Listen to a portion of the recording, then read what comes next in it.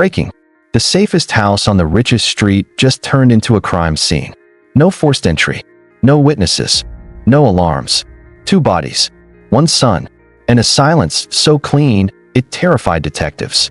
Because whatever happened that night didn't come from outside. It came from within. They used to call the house untouchable. Perched above the city lights, tucked behind hedges and private gates, it was the kind of place where Hollywood legends aged quietly, protected by money, privacy, and reputation. To the outside world, director Arthur Hale was a master storyteller, a man who built empires out of dialogue, loyalty, and family values. His wife Elena Hale was the steady force beside him, elegant, composed, fiercely private. From the curb, everything screamed safety. But inside that house, pressure had been building for years, layer by layer, argument by argument, silence by silence. And the night it finally broke, it didn't explode loudly. It collapsed inward. That night began under warm lights and champagne laughter at a holiday party in the hills. Famous faces, industry smiles, fake calm. But witnesses would later say something felt off. Arthur's son, Noah Hale, wasn't just upset, he was vibrating with something darker. Not drunk, not sloppy, focused. His voice cut through the room during a heated exchange that froze conversations mid-sentence. People tried to pretend they didn't hear it, but they did. Everyone did. The tension followed Arthur and Elena when they left early, not in chaos, not storming out, but quiet. Too quiet. The kind of quiet parents use when they think they can still fix things behind closed doors. Hey, race, why this story matters, because what happened next didn't look like rage. It looked like control. Security cameras outside the neighborhood recorded nothing unusual. No strangers. No late-night visitors. No alarms triggered. Inside the house, there were no overturned tables, no shattered glass, no signs of a struggle. Just stillness. By the time the sun rose, the house had already become something else entirely, a sealed moment waiting to be discovered. And the scariest part? Whoever moved through that house knew it. Knew the layout. Knew the timing. Knew how to disappear before anyone noticed. The first unanswered question hit investigators fast. If this wasn't a break-in, then who had the keys to the nightmare? The discovery didn't happen right away. Hours passed. Calls went unanswered. Messages unread. Across the street, Arthur's daughter felt that instinct. No one can explain that quiet alarm in the chest. When responders arrived, they didn't rush in shouting. They didn't need to. The scene spoke for itself. 2 lives ended in silence. No forced entry.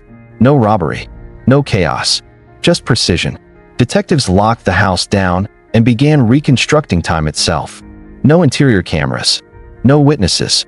So they leaned on science, body temperature, blood settling, microscopic transfer evidence. The results narrowed everything to a narrow window in the early morning hours. The city slept. The house did not. Then came the part that shifted the case from tragedy to something much darker. The injuries weren't random. They weren't defensive. They were repeated, deliberate, up close, not rushed. The kind of act that requires time, proximity, and a terrifying level of focus. This wasn't a burst of anger. This was sustained intention. And that's when the timeline started pointing outward away from the house. Records showed Noah Hale checked into a coastal hotel just before dawn. Calm, polite, normal. Staff later said nothing about him stood out, and that's what stood out the most. A few hours later, surveillance footage caught him stopping for a drink at a gas station, moving like it was any other day. No shaking hands, no frantic energy, just routine. That calm became the loudest clue in the case. Police located Noah later that morning near a university campus. He didn't run, didn't resist, didn't ask questions. When cuffs clicked shut, witnesses said he barely reacted, as if the story had already ended for him and the rest was just paperwork. But hey, race, the hook investigators couldn't shake. Calm doesn't erase intent. Sometimes it confirms it. By the time the charges were formally filed, the city had already chosen sides, even if no one said it out loud. 2 counts. First degree. Multiple victims. The words landed with surgical coldness, stripped of emotion, stripped of spectacle. Prosecutors didn't need theatrics. They had a timeline that moved like a spine through the case, rigid and unforgiving. They had movement logs, digital breadcrumbs, and forensic consistencies that refused to bend. And yet, beneath that clean structure, there was a darker tension humming because the more precise the case looked, the more people began asking whether precision itself was the most disturbing clue of all. Noah Hale's first appearance happened behind locked doors, the kind that close with a final, echoing wait. No cameras, no live stream, just a narrow room thick with recycled air and anticipation. Deputies moved him in quickly, efficiently, like they'd done this 100 times, but this time felt different. Observers would later say the temperature in the room dropped the moment he entered. Not because he looked dangerous, because he didn't. He looked composed, grounded, almost relieved. That's when people noticed the vest beneath his clothing fire-resistant, tactical grade. No explanation followed. The judge didn't ask. The attorneys didn't comment. And somehow, that silence said more than any warning ever could. When the charges were read, Noah didn't flinch. Not at the words premeditated. Not at multiple victims. Not even when the names were spoken. His eyes stayed forward, jaw relaxed, posture straight. The court asked if he understood his rights. He answered softly, clearly. No hesitation. No confusion. The kind of response that made seasoned court staff exchange glances they'd never put on record. Because confusion is normal. Fear is expected. But clarity raises alarms. The defense moved swiftly. A request for continuance. Time to prepare. Time to review evidence. Time to build a counter-narrative. The prosecution didn't object. They didn't need to. This wasn't a sprint, it was a siege. And then came the reveal that sent a ripple through the room, the defense attorney stepping into place beside Noah. A veteran. A closer. The kind of name whispered in court corridors when the stakes are absolute. That choice alone reframed the entire case. This wasn't damage control. This was war planning. Behind the courtroom doors, investigators continued pulling at threads that refused to snap. Friends and former counselors described Noah as intelligent, articulate, painfully self-aware. Someone who could analyze his own pain in real time and still feel powerless to stop it. Had talked openly about distance. About growing up surrounded by attention but starved for connection. About being seen everywhere except where it mattered. Those words, once dismissed as introspective noise, now read like prefaces. Not confessions, warnings. And then there were the contradictions. Noah had periods of stability, months where he appeared grounded, sober, focused. He worked. He created. He talked about the future. People around him relaxed. Guards dropped. Hope crept back in. But each rise ended the same way. A sudden withdrawal. Missed calls. Long silences. And then collapse. Investigators began mapping these cycles, stacking them against family conflicts, relocations, attempts at reconciliation. A pattern emerged not of randomness, but of repetition. Hay raced the rehook that changed everything. The night of the party wasn't the beginning. It was the echo. Text messages recovered from weeks earlier revealed rising friction. Not explosive, controlled, calculated. Conversations that looped back on themselves, unresolved. Words like boundaries, safety, space. Words families use when they're trying not to say the thing they're thinking. Add to that Noah's abrupt return to the city days before the incident, unannounced, unplanned, and the puzzle began tightening. Prosecutors leaned hard into intent. Not emotion, intent. The deliberate nature of the injuries. The absence of forced entry. The quiet. The timing. The movement afterward. Defense attorneys countered with history, mental health struggles, emotional fragmentation, the weight of expectations. Two narratives forming side by side, neither blinking. One argued control, the other argued collapse. And the truth, as always, sat somewhere dangerous in between. Court staff noticed something else during that first hearing. Noah never looked back. Not once. Not toward the gallery. Not toward the doors. As if whatever he needed to see was already behind him. That detail didn't make any report. It didn't need to. Everyone felt it. As the hearing adjourned, no statements were made. No leaks. No sound bites. Just a date set in the future and a silence that followed everyone out into the hallway. Outside, reporters waited. Phones buzzed. Headlines began forming before facts could catch up. Inside, the case had already crossed a line from investigation into reckoning. Because now it wasn't just about what happened inside that house.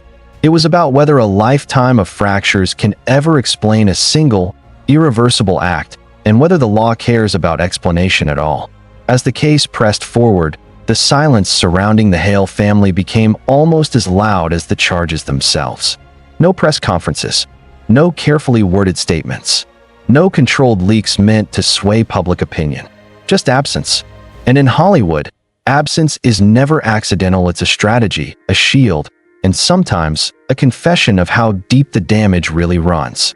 Inside sealed rooms and private meetings, what remained of the family wrestled with something far heavier than headlines: the slow realization that this story had never been about one night alone, but about years of quiet fractures that had never healed, only hidden. Those closest to the family described Arthur Hale as devoted, present in the ways that mattered, or at least the ways he understood. He believed in structure, in effort, in showing up. From the outside, he did everything right. He provided opportunity, stability, protection. But love, when filtered through pressure and expectation, doesn't always land the way it's intended. For Noah, home never felt dangerous, but it never felt safe either. It felt conditional, measured, like he was constantly being evaluated rather than understood. That kind of emotional ambiguity doesn't explode immediately. It seeps, slowly, invisibly. As investigators dug deeper into Noah's history, they didn't uncover a monster. They uncovered a pattern. A child who learned early how to disappear in plain sight. A teenager who sought belonging in places that promised escape instead of responsibility. A young adult who cycled through clarity and collapse so often that even he stopped trusting his own stability. Every attempt to reset new city, new program, new project worked briefly, then failed harder than the last. Each failure stacked weight onto an already fractured sense of self. And yet, what complicated the narrative was this: the family never abandoned him. They intervened, reached out, paid attention. They tried boundaries. They tried closeness. They tried distance. Each approach carried hope and risk. Over time, concern shifted into fear. Not fear of relapse alone, but fear of unpredictability, of volatility, of the unknown moment when love might no longer be enough to keep everyone safe. Hey, race where the story tightens again, because the weeks leading up to the incident weren't chaotic. They were eerily calm. Conversations became polite, controlled, almost rehearsed. The kind of calm that happens when everyone is exhausted from fighting and no one knows what comes next. Investigators later described this phase as the quiet slope, the stretch of time where danger doesn't announce itself, it waits. The holiday party wasn't an explosion, it was a rupture. A place where words slipped out louder than intended, where emotions that had been buried under years of restraint suddenly surfaced in front of witnesses. That moment didn't create the crisis. It exposed it. And when Arthur and Elena left early, choosing privacy over spectacle, they believed, like so many families do, that the worst could still be handled at home. What happened afterward remains locked inside evidence, testimony, and interpretation. But what followed is undeniable. The house became a symbol of privilege that couldn't protect, of love that couldn't heal everything, of silence that concealed too much for too long. As the trial looms, both sides are preparing not just to argue facts, but to define meaning. Prosecutors will focus on intent, control, and choice. Defense will focus on fracture, instability, and erosion. Each side will bring experts. Each will reconstruct the same moments in radically different ways. And the jury, 12 strangers, will be asked to decide not just what happened, but how much of a lifetime can weigh against a single act. Public opinion continues to shift daily. Some see a cold, deliberate crime. Others see the catastrophic end of untreated pain. Social media fragments the story and decides, stripping nuance for speed. But inside the courtroom, nuance is everything. Every text, every pause, every decision made or not made will be dissected until meaning is forced to surface. And yet, even when the verdict arrives, it won't resolve the deepest question this case leaves behind. Because beyond guilt or innocence lies something far more unsettling: the recognition that tragedy doesn't always announce itself with chaos. Sometimes it arrives quietly, carried by familiarity, trust, and unresolved hurt. Sometimes it grows not from hatred, but from proximity. This story doesn't end with a gavel.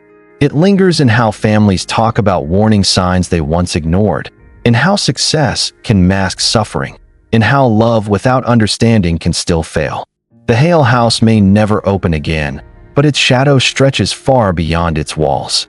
And for those watching this case unfold, the real discomfort isn't wondering what happened that night. It's realizing how many nights came before it and how easily they were dismissed as normal. As this story reaches its final stretch, what remains isn't closure, it's weight.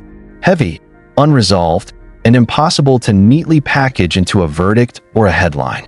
Because this case was never just about a single night, a sealed house, or a courtroom battle fought by polished attorneys.